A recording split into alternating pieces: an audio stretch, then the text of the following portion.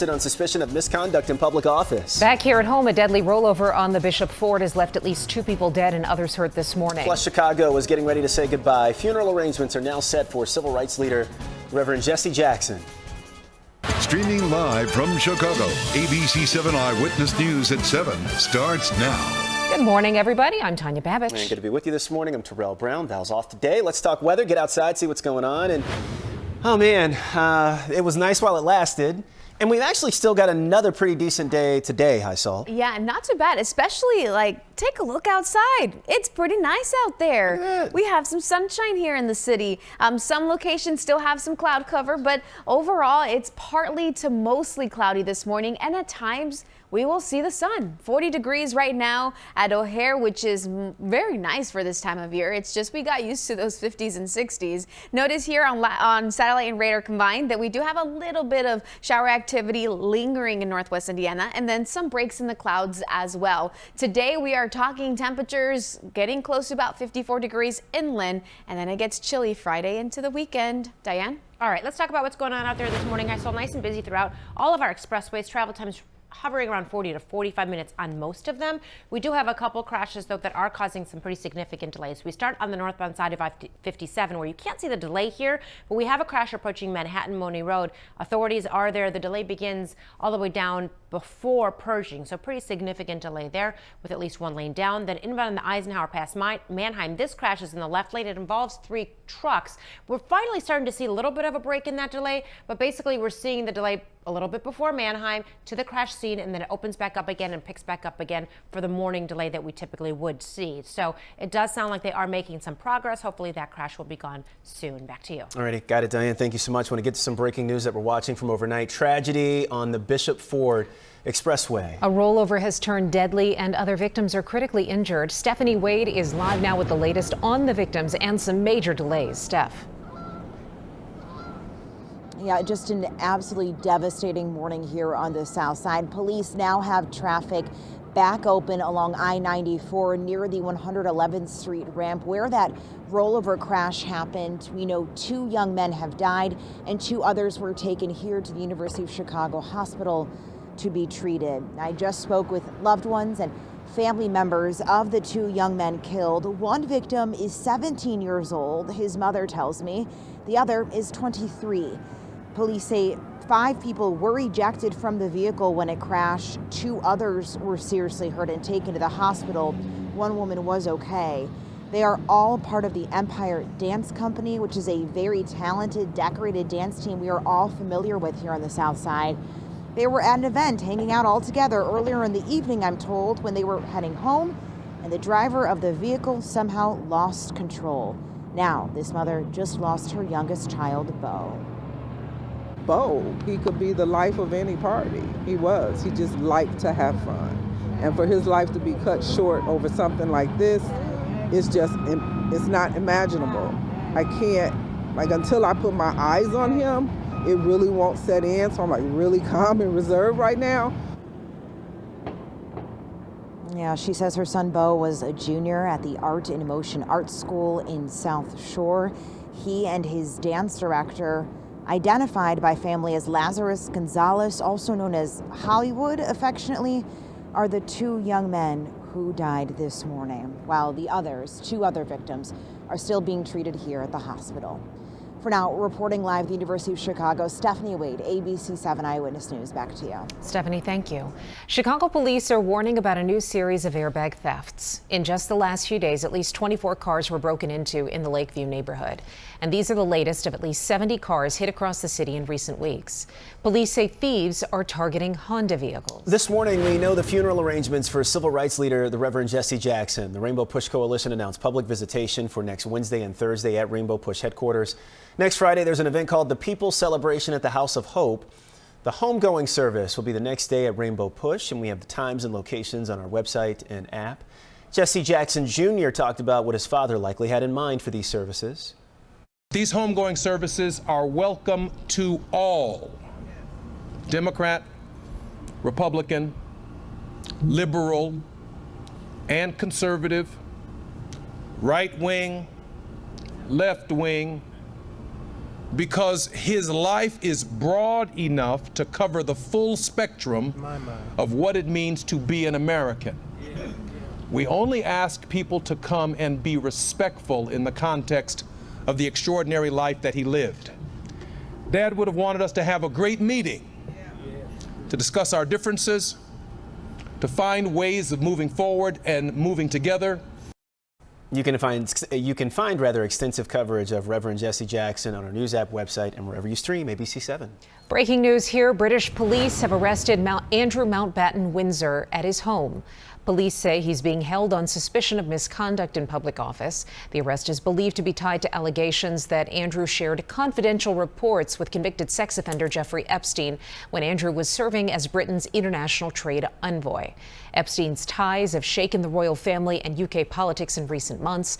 Last fall, King Charles stripped his younger brother of royal titles, including the right to be called a prince. Andrew denies wrongdoing. Back here at home, Governor J.B. Pritzker is proposing a $56 billion spending plan for the state, and he's casting a lot of blame for Illinois' economic situation on President Trump. The plan was outlined in yesterday's State of the State address. It includes a new tax on social media companies and a proposal to ban cell phones in schools. The governor talked about funding challenges ahead and says the potential loss of more than $8 billion in federal funds is an underlying problem. If you want to talk about our FY 2027 budget, you must first demand the return of the money and resources this president has taken from the people of Illinois. Illinois Republicans argue that the governor's comments seemed more like a presidential campaign speech than a budget plan. Today, Bear Stadium Vote Watch just changed. The Illinois House Committee meeting that could have moved the plan forward has been canceled, but Indiana could still make moves today. Here's Lisette Nunez. Yeah, well, the House Revenue and Finance Committee canceled a meeting today to hear the mega project bill. No date has been set on a new hearing. The bill could give the Bears a long-term property tax break for their proposed stadium in Arlington Heights. Yesterday, Governor Pritzker mentioned progress is being made towards keeping the stadium in Illinois. Pritzker and his staff and lawmakers have been meeting with Bears brass behind closed doors. The renewed urgency comes as Indiana is looking to bring the team across state lines. Indiana lawmakers are considering legislation that would create a stadium authority similar to Illinois' Sports Facilities Authority. The bill out of Indiana faces a deadline of today to pass out of a House committee. Pitches have been made to lure the Bears to cities like Gary, Portage, and Hammond. Back to you. Thank you, Lisette. This morning, it's a ticket scramble, Cub style. The team is scattering life-sized bobbleheads around the city, and the first 100 people at each site will receive 2 free tickets. First stop is at 7:30 at Chicago's Union Station, followed by the Tribune Tower at 8:45. It then moves to 875 Michigan Avenue at 10 before it wraps up at DePaul University at 11:15. The stops are only 30 minutes long, so you got to act quickly. And if you miss out, single game tickets go on sale tomorrow morning. Now to a Chicago proud win with a little extra serve. Yeah, big congrats this morning to the St. Damien Lancers. The 8th grade girls volleyball team just took first place at the Marist Valentine's tournament.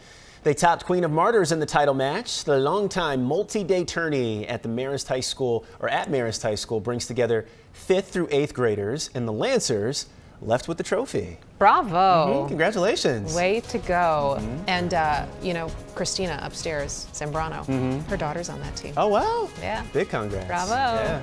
Your live and local news is just getting started as we stream out loud this morning. Coming up, how your windowsill could become a produce department. Seeds of Change is live in studio after 7:45. First, though, your 12-hour ABC7 AccuWeather forecast is on the way. And new in the search for Nancy Guthrie, the FBI is looking into whether she may have been taken to Mexico. Hi, I'm Jason Knowles. Complaints about expensive hearing aids. The local family says the hearing aids don't work properly, yet they were still on the hook for almost $8,000. They called the I-Team for help, what we found and how I get results. That's tonight at 10 on ABC7 Eyewitness News.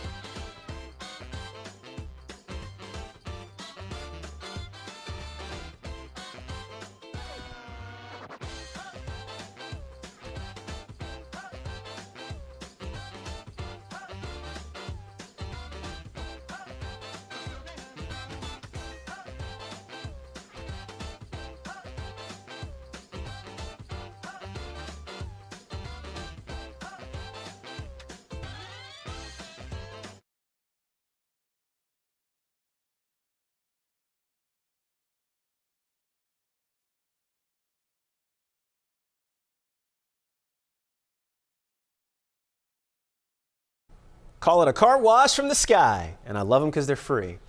More rain is on the way today, not like what we saw earlier this week. This round could actually help rinse off yesterday's dirty rain. That grime came from wildfire smoke and dirt blowing in from Oklahoma. It was awful. You know, I don't know what was up with the weather. Never seen dirty rain like that before. Car washes were slammed.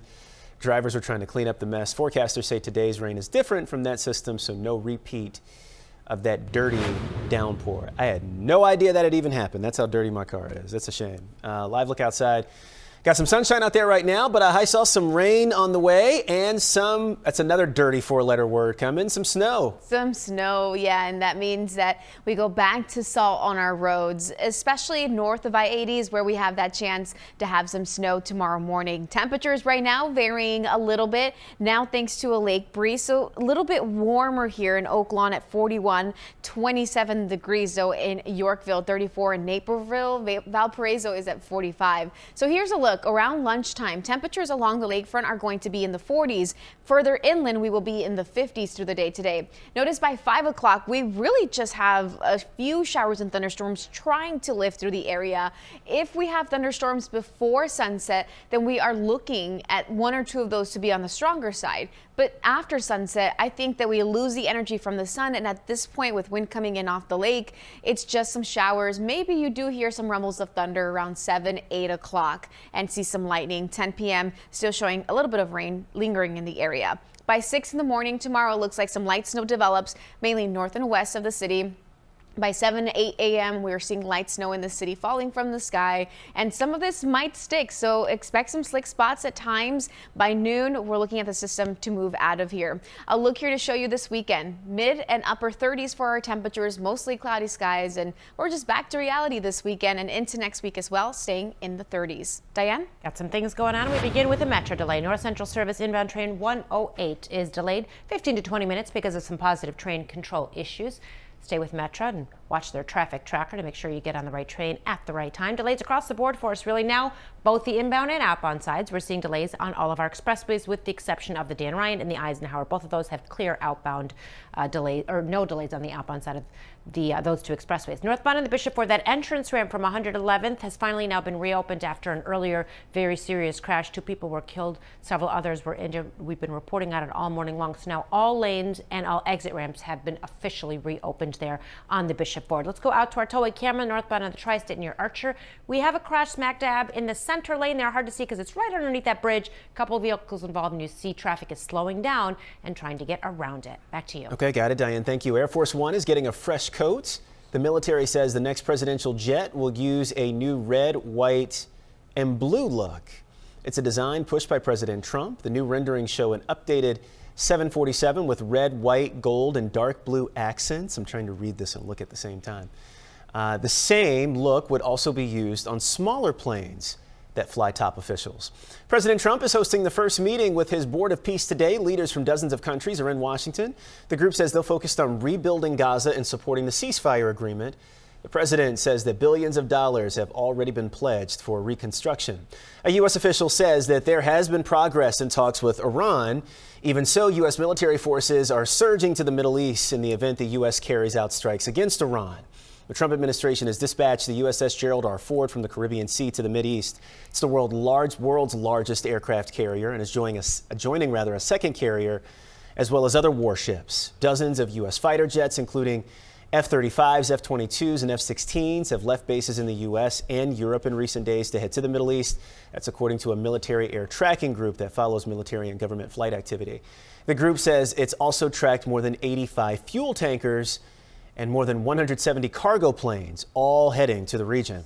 This morning, the FBI is looking into whether Nancy Guthrie was taken into Mexico. Investigators are also analyzing DNA found at the home. ABC's Nicole D'Antonio was in Washington with the latest. This morning, new developments in the search for Nancy Guthrie. The FBI now exploring the possibility Nancy Guthrie was taken across the border into Mexico, just 60 miles from her home.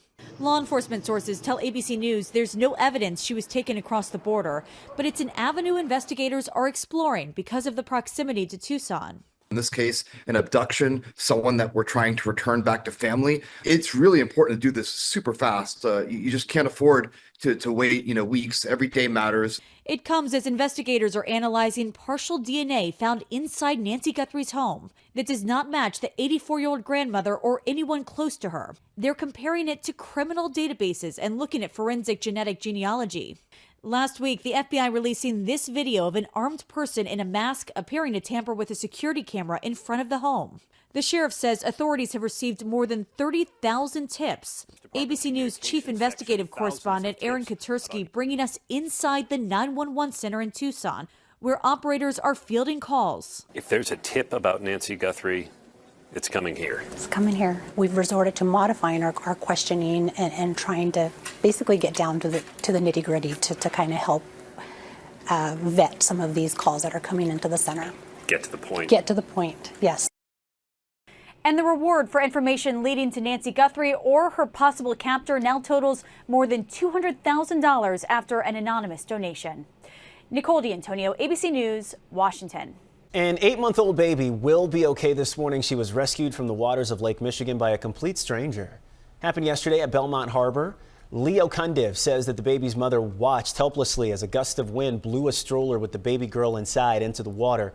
Knowing he had only seconds to act, Leo jumped in to save the infant, even though he can't swim.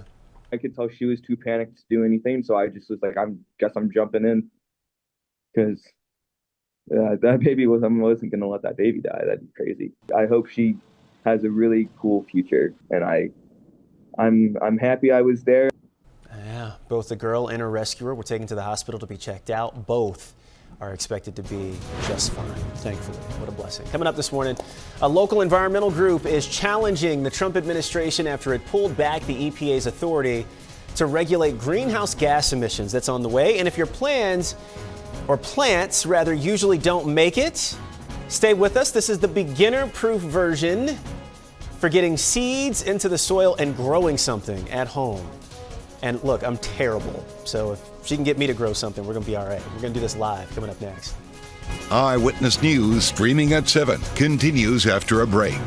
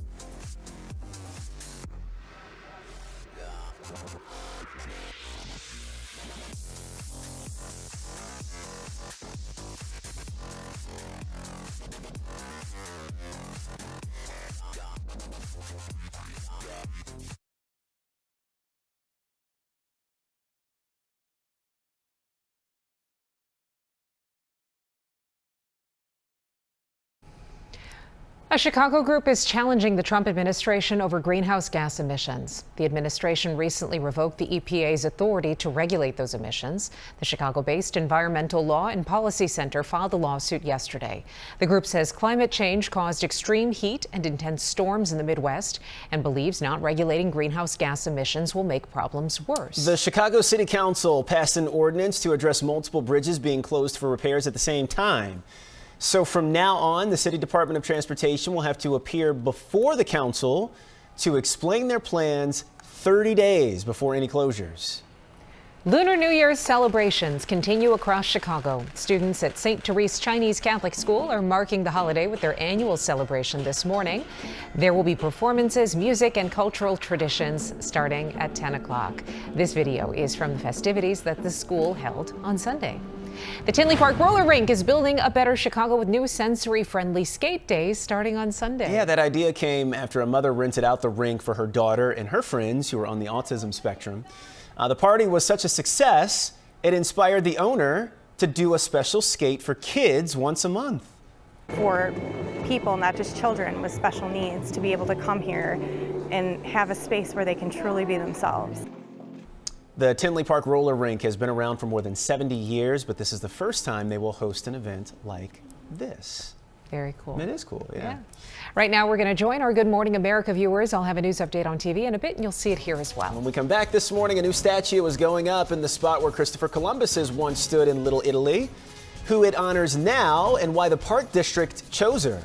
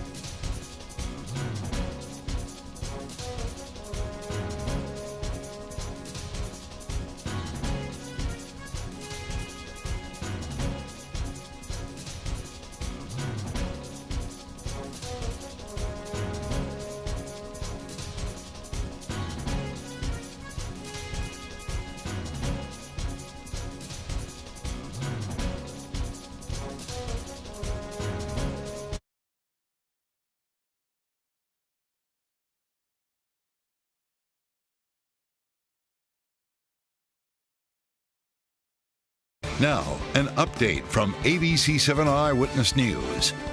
Good morning. It's 7:23. I'm Tanya Babich. The inbound Bishop Ford is back open after a deadly crash overnight. Illinois State Police say 2 people were killed when a car rolled over near 111th Street's ramp. It's not yet known what caused the driver to lose control. 2 other people were also hurt, and the victims' families say the 2 people killed were part of the Empire Dance Company. We're going to hear from those family members coming up on Eyewitness News at 11 o'clock. Let's get a check of the ABC7 AccuWeather forecast now. Here's meteorologist Jaisol Martinez. Good morning. We are going to have temperatures vary a little bit for the day today. So right along the lakefront, we will get stuck in the 40s thanks to wind coming in off the lake. Further inland, low and mid 50s for our high temperatures today. That's about 10 degrees colder compared to where we were yesterday. Then after 2 o'clock, we have the chance to have a couple of thunderstorms. If we have thunderstorms before sunset, I think there's a chance that 1 or 2 get on the stronger side. But after sunset, it's mainly scattered showers and thunderstorms. You may hear some rumbles of thunder and see some lightning. 10 p.m. you still have a little bit of rain around. And then tomorrow morning for the commute, some of us will be dealing with some light snow falling mainly along and north of I-80. And then this weekend is chilly with highs in the 30s. Diane is back with a check on traffic. If you want total health care from a provider you trust, Hi, Blair. right in the palm of your hand, if you want soup, sweatpants, and 0 in-person contact, if you want wellness wherever, our virtual primary care delivers with great website manner. No worries. So choose your doctor from our profiles and enjoy the healthiest online relationship you've ever had. House calls have evolved. Advocate Healthcare.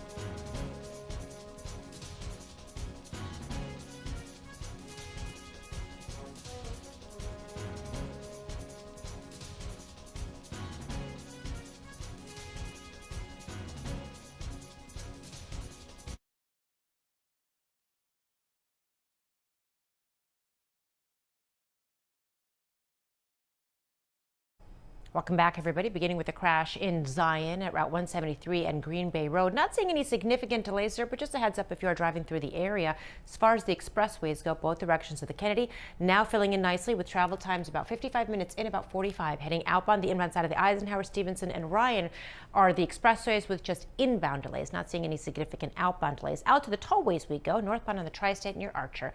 We've got this crash now taking out actually they just moved everything over. It looks like just the right lane is now down, but it does look like to me like the tollway authority is about to move everything to the right shoulder.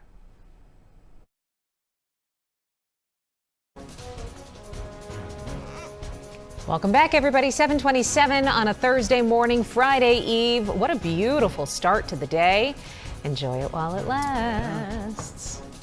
A new monument is coming to Little Italy, replacing the old Columbus statue with a tribute to an Italian-American nun. That statue was removed in 2020. There were a wave of protests you may remember over the controversial historical figure. The Chicago Park District says the statue celebrating Mother Frances Xavier Cabrini will replace it. She initiated over 60 orphanages and schools and hospitals, and she had a great relationship and connection to the city of Chicago and particularly that neighborhood. So, you know, under those circumstances, it's an excellent suggestion. Mother Frances Xavier Cabrini was among 157 nominations for the new statue. Still to come this morning, streaming at 7. Derrick Rose made history as the youngest MVP.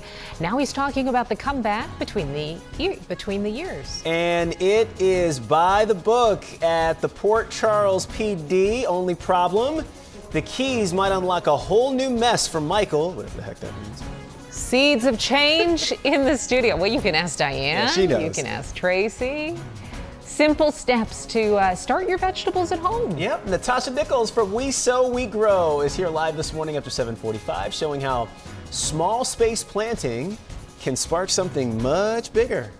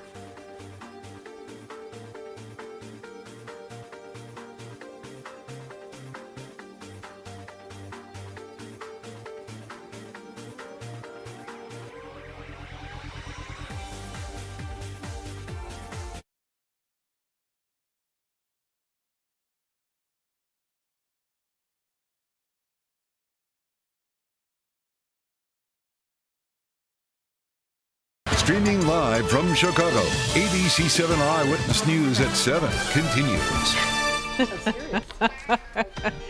Can't keep my hands off you, Tanya. That's what friendship's all about. Good morning, everybody. Thursday, February 19th. The city is all aglow. Look at those blues, the gleam of the sun off the buildings there. Beautiful day ahead, chillier than it was yesterday. 40 degrees right now. And I can't believe this. We have snow in the forecast. Yes, well, I don't want to believe it. Hi, Sol? I don't want to believe it either, because it's the salt. It's the salt that I'm just so over. It's all over your car, and it's coming back because they will likely be treating the roads tomorrow. 40 degrees is the temperature right now in O'Hare, mostly cloudy, a north wind around 5 to 10 miles per hour. Yesterday was windy. Today, not so much. We had a quick little shower thunderstorm that developed over Valparaiso that is moving out. And right now, the rest of us just have a little bit of some extra cloud cover, but some of us seeing some sun. We saw that outside right now. And then, yes, some snow showers here for the morning commute tomorrow and a high close to 40. Diane? All right, let's talk about what's going on out there, which is if you take the CTA and typically take the Brown Line. Heads up, Kimball-bound Brown Line trains are not going to stop at Western. That's beginning today until Sunday, March 1st. That's just ongoing station work, part of the ongoing project there on the CTA. As far as the expressways go, nice and stacked for you all across the board. And we do have one crash in Zion, Route 173, and Green Bay Road. All right, got it, Diane. Thank you. Want to get to what we're talking about today, and Chicago's own Derrick Rose proving the comeback is still the headline. Val sat down with Rose to talk about resilience, reinvention, and growing through adversity from Englewood to the league's brightest stage. To Derrick Rose, there are 3 stages to basketball.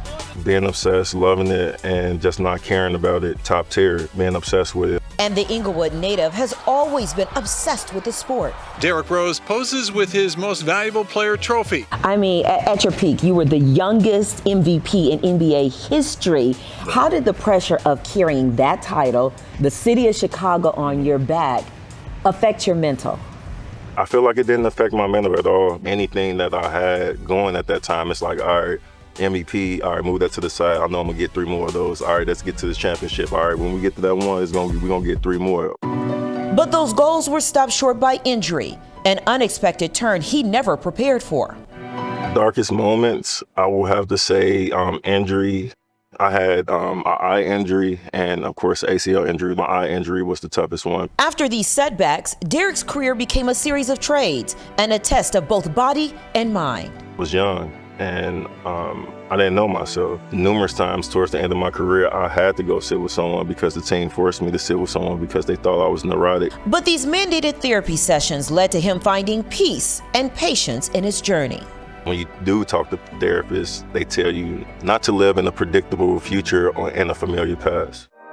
Mentally, you have to make sure that you're fresh or finding ways to get fresh. And that comes with meditating, that comes with therapy, that comes with, talking to someone. Val Warner, ABC7 Eyewitness News. And so what's harder, the physical rehab or rebuilding confidence after an injury? Gosh. Can't you say a little of both? I know. I don't know that you can choose between the two. Oh my God, he was the baby there. Yeah. They're both so impactful and so intertwined. I mean, obviously a lot of pride in his achievements and in his growth. And who he's become as a man, moving back with his family, opening up a new family business. Flowers by the roses. So many people from the city just really look up to him. When you hear people talk about him, they talk about him like they know him, like they're he's their best friend. And they just mean a lot. Like he just means so much to so many people. Yeah. And here he is. He's still around. I'm glad he's in town. Yeah. Which is a really great thing. Yeah, really cool. Now to trying to learn something faster. A new report points to this little trick. It takes 10 seconds, so here's the idea. Add quick mini breaks when you're studying or practicing instead of grinding straight through. Those short pauses can give your brain a moment to process and store what you just learned, so before you jump to the next rep or note or problem, the study suggests keeping it with a little break there, no scrolling. It's key. No mindless Instagram or TikTok scrolling. Just take a quick reset and then get back to it. Okay. Yeah, makes sense. maybe. Oh, I mean, okay. Getting up and walking away. Yeah. Clearing your head and Problem coming is, back. I will walk away and won't come back. Yeah. I get distracted, start cooking, eating. I could see that too. That happens to me a lot. Ooh, something shiny. Yeah, yes. Yeah. Like a dog. I'm like, oh. Ooh, dog. Squirrel? Yes, right. Squirrel?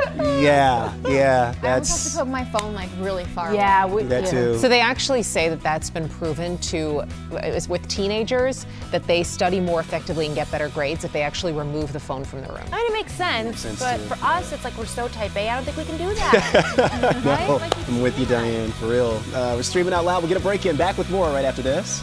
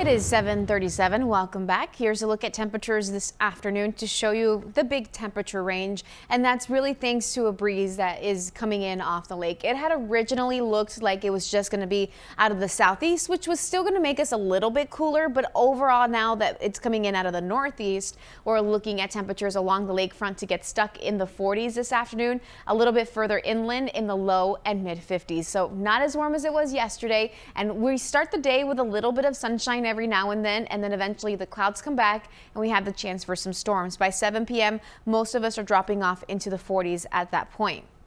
Notice here on Futurecast, as we get closer here to about 5 o'clock, we start to see maybe a few showers and thunderstorms. That continues through about 7, 8, 9, 10 p.m. And then after that, some cold air comes rushing in, and we're looking at 6 a.m. a light snow across the area. Along and north of I-80s, where we have this chance for light snow tomorrow for the morning commute, could create some slick spots. I think it will eventually start to stick. By noon, though, the system is out of here. It either sticks or gets a little bit slushy here tomorrow morning. If you can work from home, Saturday and Sunday both looking to have some clouds and temperatures in the 30s. Diane? Yeah, tomorrow sounds really like it could be a potentially tricky morning commute, so we'll obviously be very mindful of that for tomorrow morning. As far as today goes, really all we have out there, just heavy traffic. No major incidents creating this heavy traffic, just normal inbound traffic for the most part on our expressways, the Kennedy and Eisenhower included. Now, no outbound delays on the Ryan, Stevenson, but that's about it. On the Ike, we've got outbound delays. On the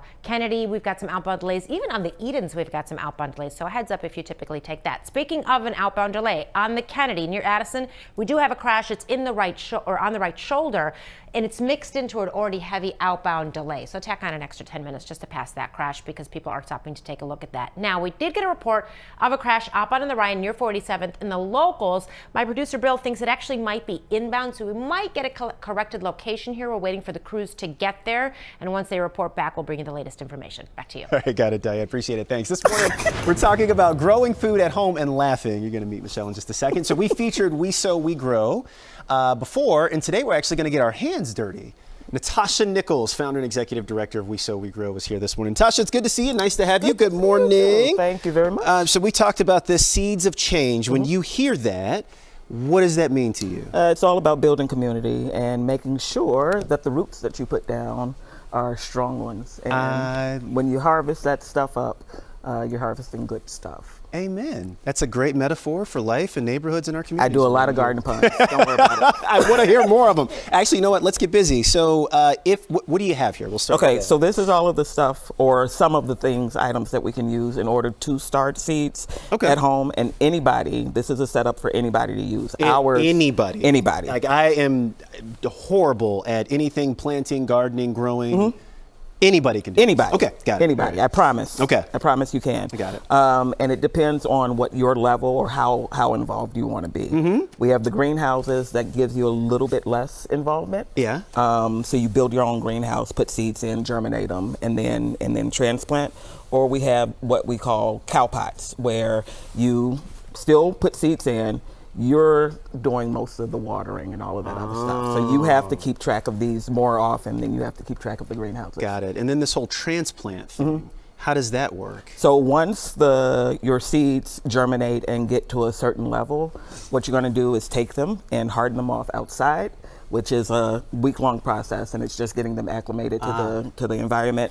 And then you're going to put them in wherever their station is going to be for the season. Got it. So the 3 basics to start veggies indoors, if we're going to do it, how do we get going? Patience is the first one. You want a good setup. So water, some sort of growing medium, which comes, and it's just potting soil. You don't need anything very, very fancy. You're going to get that wet, and you're going to put it in whatever container you're going to germinate in. So we tend to get very, very dirty. If you're afraid of dirt, this ain't the thing, right? Not the thing for you. Is there a mistake that you see a lot of people make in the very beginning? Like so either too much watering, not enough watering. They will put it in areas where the sunlight isn't strong enough, so their seedlings will start to get leggy, which is them stretching up to try to reach the sun. Yeah. Got it. And not being patient enough with themselves. Got it. Small apartment, limited space, maybe one window. what do you start growing first? Basil. Get out. Basil. Wow. Okay. Basil Any is reason probably why? because it's one of those really robust growers. Yeah. And it doesn't take a lot of time or energy. And you can have that sitting on your windowsill and then use fresh basil all throughout the. So tasty too. So that one thing that you would tell somebody like me if I wanted to take this on, and truly I'm trying to learn. But if I'm trying to do better and really get this thing going, what can I do to get started? Well, first of all, you can come to my class. Hang out with me. With people who know what they're doing. Yeah, hang out with me, and then make sure that whatever you're growing is something that you are interested in either eating or looking at all the time. So with people, they try to go too far ahead with their vegetables. Only grow what you're going to eat. Grow what you're going to eat. If you're going to grow anything, and it's going to be a lot, it's going to be zucchini. And then you can share with your entire neighborhood, probably the entire ward, if you're lucky. Zucchini is the gift that keeps on giving. You mentioned classes. So we do virtual and in-person workshops, and you can find all of that information on our website. And there's volunteering that you can do. There is a lot of volunteering, Yeah? so you can volunteer with us on the farm, or you can volunteer with us when we do fundraising at Soldier Field with Levy. Cool. Yeah, we get to work a concession stand and watch all of the concerts in the Bears game. That's it's awesome. so wonderful. Yeah, where's the farm? The farm is at 11958 South Union Avenue. Nice, very nice. We Sow, We Grow. For anybody that doesn't know what you do, what is the mission? The mission is to grow gardeners globally while also strengthening community ties. So we want to make sure that everyone is eating because everybody deserves to eat. If you're breathing, you need to eat, while also creating great green space in West Pullman. And real quick before we let you go, if there's anything that you need right now, any way that people want to help, time, money, anything, what is it? Well, we need recurring donors because this is a two-person operation right now. And it doesn't matter what you're giving, just that it's recurring. And if you want to come and help us on the farm, get all of the things planted and weed it, that's perfect too. Come on out. Yeah. Need hands. Yeah. It is so nice having you Thank and you. talking to you, Thank Natasha. you. Thanks for coming by this Thank you very morning. much. Appreciate it. We're going to get a break in on the way. Buy the book until the evidence flips the script. Coming up next on Soap Chat, the key ring clue that changes everything. Diane will explain it. It's coming up next.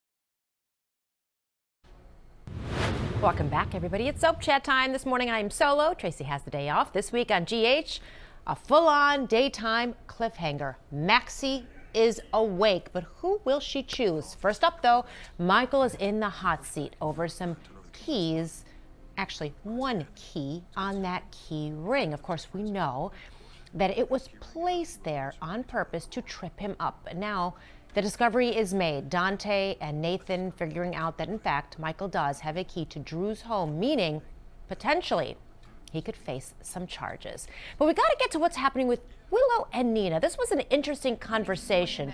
So we know that Drew cannot be a congressman right now, right? Because obviously he's in a different kind of health situation that he has to tackle.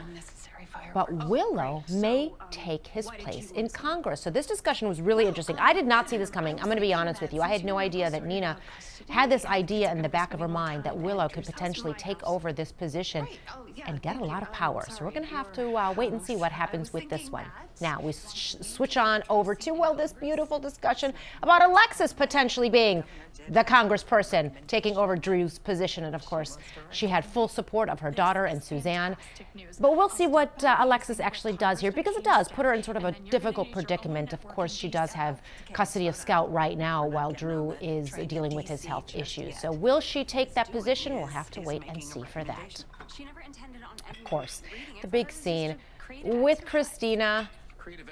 Oh, and Cody. She was convincing him, trying to at least, that Molly does in fact love him a great deal, or like him a lot, if you will, because I don't think they've exchanged that L word, and wants him to read the book. Just read the book, Cody. Read what she's talking about. Read how she really sees you. So we're hoping he picks up that book and does actually flip through all those pages and discover that Molly is in fact kind of crazy about him, because the two of them together, I'm really starting to lean into it. It really is very, very sweet. Just remember, you can watch General Hospital weekdays at 2 p.m. on ABC7. Of course, the big reveal on who Max is going to choose is coming up.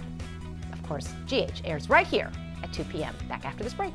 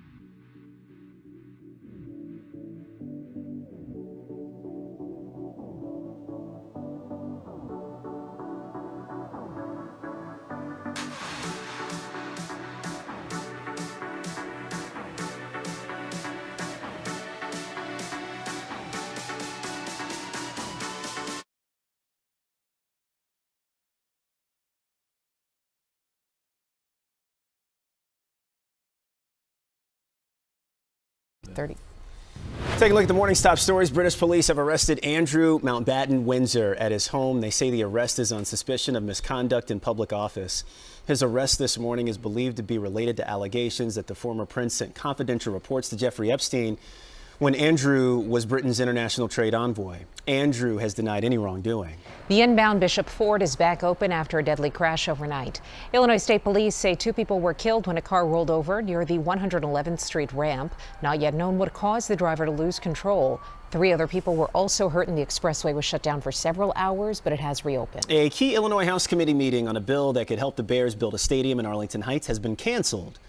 No new date has been set. Meanwhile, Indiana is moving fast. They're facing a deadline of today to pass out of a House committee. What they're doing, pitches have been made to lure the Bears to cities like Gary, Portage, and Hammond. All right, hi, Sol. All right, let's take a look at outside to show you that it's still pretty nice out there. Some of us do have some cloud cover around, and we'll have some showers and storms later this afternoon. You might hear some rumbles of thunder and see some lightning, and then tomorrow we have some snow showers in the morning. We might have some slick spots for the morning commute. We'll have to see how quickly temperatures drop for that. It might just be a kind of slushy, wet commute, windy as well. Then Saturday and Sunday both have cloud cover and temperatures in the 30s. We're kind of back to where we should be. We knew we would go back there. It's like Diane said, though. I mean, even where we're going isn't terrible. It's not that bad. It's not 40 below. No, exactly. Blast of air. Yeah. That's a low bar. It's February. Oh my God. We're so lucky. We don't get above freezing this month, I don't think, usually. So we'll take it. You can get the latest forecast anytime with the free ABC7 Chicago News app. Just scan the QR code on your screen for a link to download. All right, let's get you caught up now on what's trending today.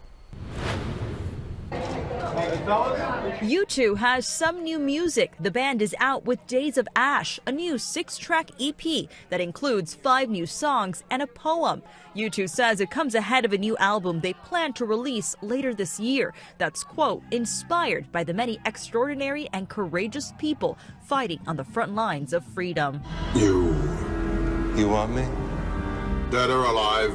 Tom Noonan has died. The character actor's breakout role was in 1986's Manhunter, after which he starred in crime and action thrillers like RoboCop 2, Last Action Hero, and Heat. Noonan was 74. Free me, those were the words posted to Shia LaBeouf's X account after the Transformer star was arrested in New Orleans earlier this week. Police reports indicate the 39-year-old actor got into an altercation with 2 other men during Mardi Gras celebrations. And 11 turns 22. Stranger Things star Millie Bobby Brown is celebrating a birthday today. And that's what's happening in Hollywood. Melissa Adon, ABC News. 11 turns 22. That's wild. Married. She's married with a baby, I think. Don't they have a baby? To Bon Jovi's kid. Yeah, and I think they have a baby. Do they? Yeah. Wow. She's like old now. How did I miss Well, I wouldn't all go that? 22, very old. Crazy. Yeah. Good. For Hollywood? There. Oh, man. National Chocolate Mint Day today. Get you some chocolate and some mints. Put them together. Enjoy something today. Cookies, brownies, whatever. Have it today. A Girl Scout cookie. It's Yeah, Girl Scout cookie the season. Thin Thin Mints. Mints, Mhm. yeah. A Stream Team happy birthday, by the way, to ABC7 writer and producer Brianna Sitkowski. Yes. Hey, Bree. We love you, Bree. She's going to be Yeah. celebrating later today in We need her Addison with picture. family and friends. Let's get Bree's picture up. She was a guest on our show not too long ago as well. She's just a ray of sunshine if you have ever met one in your entire life. I totally agree with that. Yeah. That's going to do it for this streaming hour. If you're just joining us, the news never stops. We got more headlines plus weather and traffic coming up at 8 o'clock this morning. So stick with us right here on ABC7 Chicago. And remember, you can always catch Eyewitness News on TV at 11 o'clock. Have a great day, everybody.